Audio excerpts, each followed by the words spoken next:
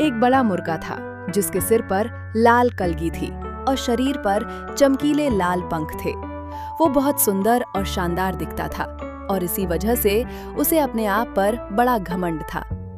एक दिन ये मुर्गा घास के मैदान में घूम रहा था। तभी उसने 2 झिंगुरों को डींगे मारते देखा। एक झिंगुर ने कहा, मैं कल एक बड़ा पेड़ खा जाऊंगा, यकीन है तुम्हें? दूसरे झिंगुर ने कहा, इसमें कौन सी बड़ी बात है, देखो मैं कल एक गधे को एक ही बार में निगल जाऊंगा। वे दोनों बड़े मजे से डींगे मार ही रहे थे कि सिर उठाकर उन्होंने मुर्गे को देखा। दोनों साथ बोले, अरे एक मुर्गा है, चलो इसे खा जाएं। और वे दोनों मुर्गे की तरफ दौड़ पड़े। मुर्गा ये देखकर बहुत गुस्सा हुआ। उसने जल्दी जल्दी 2 बार चोंच मारी और दोनों झींगुरों को निगल लिया। ये बात पास खेल रहे एक छोटे लड़के ने देख ली। वो दौड़कर मुर्गे के पास आया और बोला, वाह मुर्गे भाई, तुमने तो कमाल कर दिया।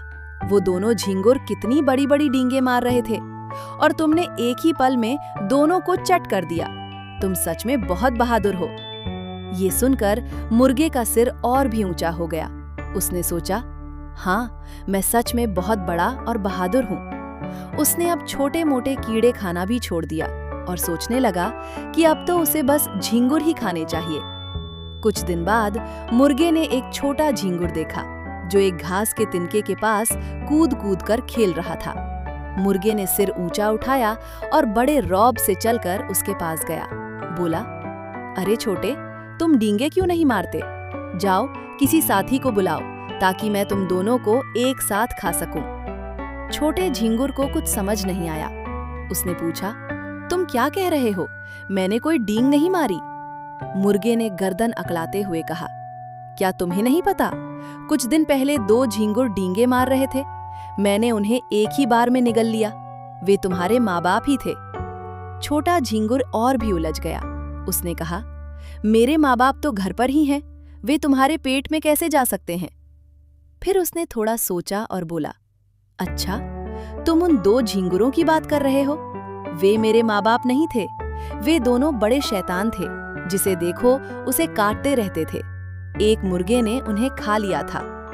फिर उसने मुर्गे को ध्यान से देखा और बोला, तो वो मुर्गा तुम ही थे। मुर्गे का सिर अब और भी ऊंचा हो गया। उसने आंखें तरेरते हुए कहा, हाँ मैं ही था।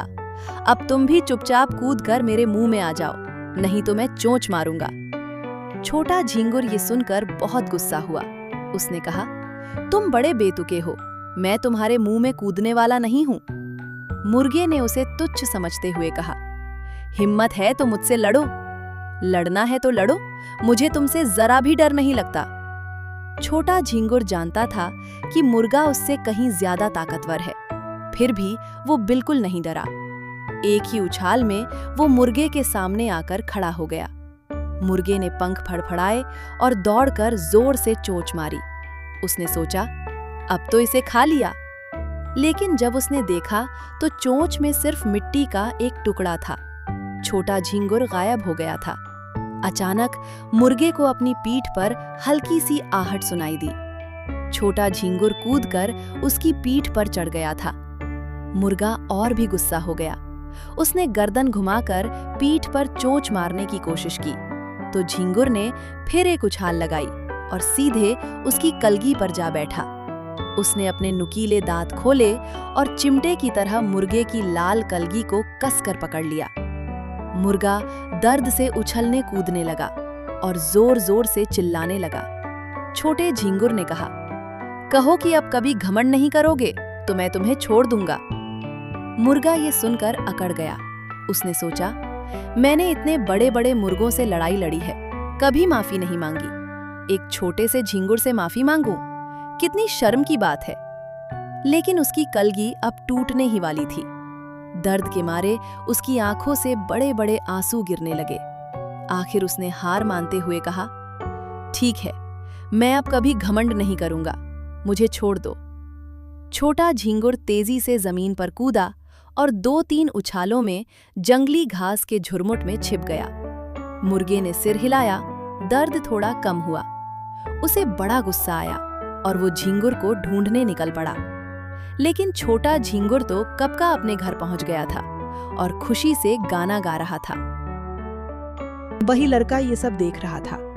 वो हंसते हुए मुर्गे के पास आया और बोला, मुर्गे भाई, पहले मैंने तुम्हारी तारीफ की थी, लेकिन आज तुमने मुझे बहुत निराश किया।